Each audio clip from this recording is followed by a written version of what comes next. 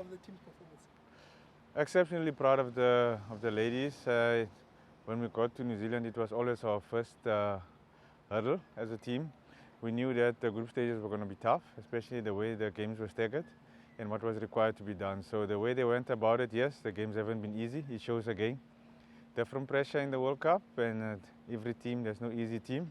And what is made us proud is how the girls responded on different situations, different situations in the game, challenges that they experienced to make sure they get the job done. We're very proud of them. And you mentioned that, Coach. What are the few things that you have been impressed with the most in these performances, and also a couple of things that have surprised you from the team? No, it's what has impressed us a lot is how they responded. I mean, the team has been put under a lot of pressure by different teams. I mean, the conditions haven't been easy. At times, it didn't even suit the style that we play, and then we had to find a way as a team, and the players had to make sure that they adapt as quickly as they can. At times, we had situations where the game was running away from us, and they had to pull it back, whether it's with the bat or with the ball. But for us, not a lot has surprised us in the sense that we knew that it's not going to be easy games. Every team wants to win against you. So every day you needed, each and everyone had to be in their A game and make sure they can respond to what is needed, because it's a World Cup and every team is here to win. And you spoke earlier on about the close matches. Obviously quite intense for everyone watching, but what was it like in the dressing room? And also for yourself, what was going through your mind during those, tense moments? England, Pakistan, New Zealand. What was going through your mind as a coach during those moments? No, you as a coach, I mean, not much you can do in a situation like that, because we've worked hard. Luckily, as a group, we've experienced a lot of those kind of situations, and most of these players have been in those situations to be able to know how to respond. And I think on the day you needed the calm heads, which they responded to, and they showed the calmness. I think in the dressing room, we were more calmer. Yes, here and there you'll have the nerves, which is normal, because you want to win a cricket game, and when games are as close as that, we know what can happen. It's to guard against that and just make sure in the change room we calm, because the players in the middle can feed off that. So the calmness has been very good. And as from a spectator point of view, it could have been just exciting, yes, nail-biting at times, frustrating for some, but at the end of the day, the nature of this World Cup has been like that. Teams have competed, they've come out, even totals that looked and seemed to be very small to chase, comfortable to chase. It's always been tough. So it's been a very, very good World Cup overall for spectators.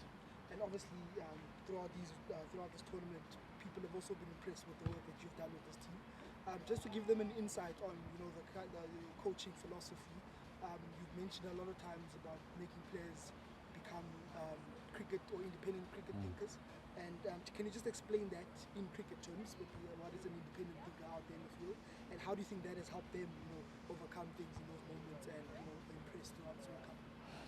When you work with cricketers, especially me when I do, what works for me at the moment is, once you start working with people to become independent thinkers, they don't depend on you as a coach or whoever they work with, it makes it easier for them to take decisions in the middle. Because cricket is a decision-making game. I mean, under pressure even worse, because once you're under pressure, then you have to make it tight, critical decisions, make sure that everything works out for you as an individual, take the right decision which is best for the team. So for us, that has been working well, and also to understand there's going to be days where it's not going to work. They could take decisions that's going to make you very angry as a cricket coach, but you need to understand where it comes from, because when you want them to be able to do that at the stage like this, one day in their careers going forward, you're going to understand there's going to be a lot of challenges. You're going to have a lot of disagreements. Things may not work, and then you'll be able to know how to have a conversation around that whichever way it's gone. But the biggest thing for us is to learn from that. And the journey we've worked with this team, they understand what is required. They've been in those situations. They understood why it's important for them to be able to start making those decisions in the middle. I think when you look at over the last 2 to 3 years how they've grown since most of them started doing that and applying that, and the maturity and experience come in, you could see that on days when it was very close, somebody that was there, luckily we had a lot of experienced players in those situations who could make the right decisions. What do you remember about that day? And then secondly, how much does that play a role in motivating the players to make sure that there are no tears at the end of this one? It doesn't play a role in motivating. I mean, everyone that has been there, most of them are here today. They know how they felt on the day. It was a Madiba day. On the day we'll never forget, on Ayabonga's birthday. So it's one of those, as a team, we learned a lot of lessons about ourselves. Collectively, it was tough on the players, tough on the country, especially the supporters. It's one that it broke a nation down, especially as a sporting nation. So it's one of those that you sit down, you look at, you learn from. And you know, in sport, as they say, it's no 2 days are alike. So from what you've learned, you just to make sure that when you're given the opportunity again, you can just respond better. I think from us as a team, each and every player is motivated to play. They know what is coming, and they know what the magnitude of the team we're playing against is defending champions. I think for us, what has been working for this World Cup is South Africa has played cricket. Momentum Proteas has focused on what they can do best, adapting to conditions and take it from there. So motivation, the players don't need that. Each and everyone is motivated, as well as management. It's just to make sure that on the day. To me, it will be a great achievement, because when you started working with the players, you know, installing that belief, taking one day at a time, seeing the growth in most of the players, and then how they started maturing as cricketers, how they represented themselves worldwide, around the world, playing in the respective leagues and still holding their own. I mean, if you look at how Laura Wolfert goes at such a young age, a good head on these young shoulders, the experience that she's showing already at such a young age, it shows. I think it's just you as a coach, when you look at this, you're very proud of what you see in front of you. I think it's when you started the job is where you wanted to leave it. I mean, leave it in a better space, and to make each and every South African who can identify with this team can support the team. You know, back then when I started, we didn't have the support we had. The momentum came on board. From there onwards, you could see how the team started growing and started in belief, and then they have to become this magnificent force because of people at back then. And through that, they put in the hard yards, worked hard. I think for me, very proud. I think even management that we have, that has been with us, that has joined us, has just came and added so much value into these professionals' lives. So winning the World Cup or getting ourselves in a final, you know, is the one step. It's the one that eluded us in 2017.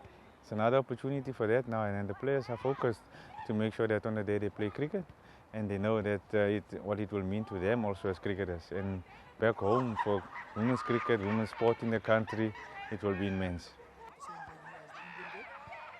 No, not with these venues, because the conditions change so much. So you need to see what's up in the day, and then be able to make sure that you adapt quicker. The conditions we've seen, it's very difficult, and even during the game, as the day unfolds, the game unfolds, it changes. So it's those that to make sure that you adapt as things goes. Yes, you've played, you've been on the field to know more or less what can happen on the field. Whether it's an advantage, no, it's not an advantage. It's a semi-final. Everyone has a lot to play for. So for us, no, it's not an advantage. And just lastly, Coach, what is the focus and the main focus for the team building up to that England game? To the England game is, I mean, we've worked hard. Everything that has done so far has worked. Yes, it's been tough. At times we let ourselves down here and there with the quality that we know we can play. And I think on each and every day that we have different players putting up their hands, so that shows the quality of the squad. So I think for us as a team is just to make sure that firstly to enjoy it. It's another semi-final, they have achieved it, and take it from there. I think going a step further now will determine who does the basics right on the day. So we have an opportunity, 2 days of prep now to make sure we can refocus and make sure each and every one, whoever is playing in the 11, even with the reserves, that on the day we're ready for them.